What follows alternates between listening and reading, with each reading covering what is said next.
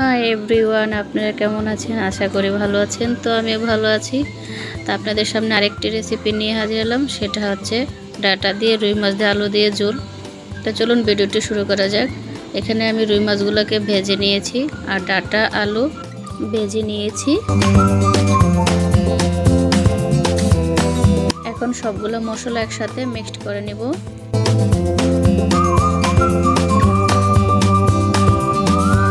এখানে জিরা আর তেজপাতা দিয়ে আমি সম্বারটা দিয়ে দিয়েছি আর সব মশলাটুকু একসাথে ঢেলে দিয়েছি। ভালোভাবে নাড়াচাড়া করে মিশিয়ে নিয়েছি। তা এখন দিয়ে দিব পরিমাণ মতো জল। তো ঝোলটা আমার সিদ্ধ হয়ে গেছে। এখন দিয়ে দিলাম ডাঁটা আলু আর ভেজে রাখা মাছ দিয়ে ভালো করে আবারও নাড়াচাড়া করে মিশিয়ে নিলাম। আর ঝোলটা ফোটার জন্য অপেক্ষা করব।